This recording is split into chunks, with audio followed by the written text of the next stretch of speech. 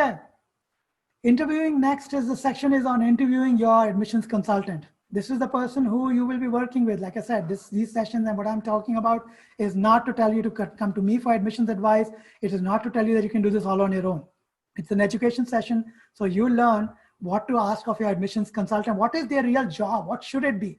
Most of us just pay the money and hire the fee these guys charge. The more we think they're going to be good, or we just go by the seat of the pants, or we just like somebody's way of talking. Shreya rejected a lot of consultants who we talked to. I mean, there were consultants who I liked and she rejected.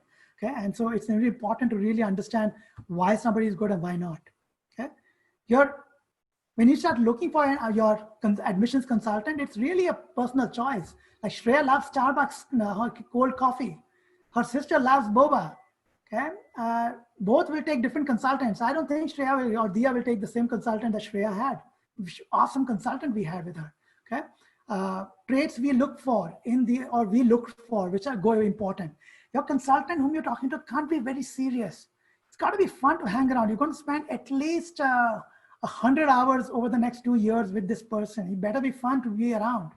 Got to be firm, but not really pushy. Very important.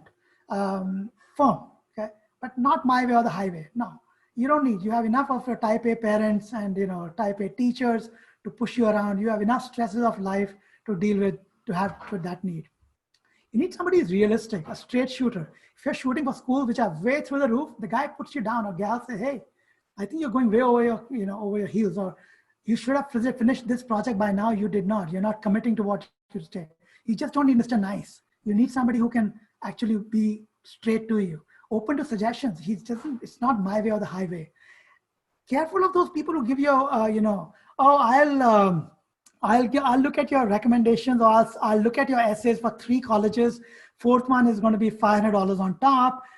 This is my cost per session, or I'll only do it for 6 colleges, and I'll look at 3 of your drafts. People who make it so detail oriented, to me, they are problematic. Because I don't like to work with people who make it so detail oriented in the beginning. I want somebody who says, "I got you. I heard you. I got what your kid is about. I'm going to charge you X amount of dollars. No questions asked. You can call me whenever. We'll work with you." That's the person I want to work with. But then there are a lot of people who will say, "We'll only charge you little in the beginning, but then we'll charge you everything after that." You should be able to trust this person. They got to earn your trust. You got to put them to the fire, asking them important questions. If you can't trust these guys, or if you just have like, it's okay, don't go with them. This is so critically important. Most importantly, I think I should have put 8 in the very beginning. They got a respect for the student and the student's accolades. I don't care if the kid got a D, okay? If that counselor is going to give you that look, "Oh, you got less in the ACT or something, or you're going to have to do it all over again," because I'm giving you the guardrails here, okay? Stay away from those people.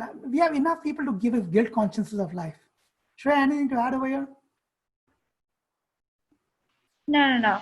Okay, all right. Your student's first instinct is right. Go with that. If the student, like I used to make Shreya talk for half an hour directly to that person on the phone or in person. I wanted her to make her own judgment. I would never speak to her before she had given me her judgment. So let the student decide. Let not now the parent be the one making the decisions. Ask them questions, guys. Ask your counselor. This is very critical decision.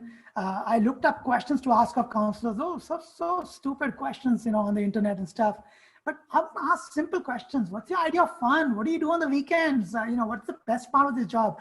Why did you start doing this job? My kid's a slacker. What are you gonna do? Or, how do you deal with them? Or, I'm a slacker. Push them, push their buttons somewhere. What's your one weakness? Tell me. What do your students call you in one word? Okay, throw this at them. Let them answer you and be proud of their answer. They shouldn't get offended by any of these questions. One person you want to have lunch with, give me a good answer to that question. Okay, meet them 2-3 times. Ask for a paid session. See what's the deliverable for you. It's a 2-year commitment. You got to fall in love with this person. Your admission consultant. This is the difference between a pig and the chicken and the pig, right? They say between the egg and a sausage. When you eat one, so Martina Navratilova was a great player of her own time, which she said, the chicken is involved, the pig is committed, okay? Your consultant is really involved. Your parents are really only involved. You better be committed. It's your life. It's your career. You can cry all you want at the end of it saying, my parents pushed me into something, my counselor was horrible, my school was horrible, but the buck stops at you. You are the CEO of your career. Okay? So remember that your consultant is only involved. It's what you put into it is what you're going to get out of it. I mean, you know the best, guys. You are the person. Listen to yourself. Know what you want. Your consultant is just meeting you for the first time, and he's meeting 30, 40 like you. Be vocal. Be clear what you want. Think what you want. I know you don't know what you want, because I know Shreya was clueless at this age. But you got on this call with me, and I'm spending this time with you. Okay? Remember, there are people who care. We want to help you guys. This time is going to be hard. You, like I said, it's a roller coaster. Take care of yourself. Teen depression in this time is documented, known to go through the roof. Shreya herself went crazy in the 11th grade. You need to take care of yourself. You need to be assertive. Start reading. Read a lot. Not just books, not just blogs, not just something, not just Instagram posts. Go to Wall Street Journal. Go to New York Times. Read. Get involved. Okay? Know what the politics of the day is. Just start reading. Become a writer. Write just what you felt today in the day. I don't care if you write 3 lines. Write. Keep a personal blog. Start writing something. Start getting yourself in a zone. Get into time management skills. This is the time. This is beauty of time. This time is, I didn't do any of this garbage, while growing up. I was just so busy playing cricket. But in India, things were different. I mean, our times were very different. Your times have become very hard. I mean, honestly, I don't want to be a kid at this stage in my life. It's hard being you. Try to laugh, and don't be afraid to ask for help, You're not alone.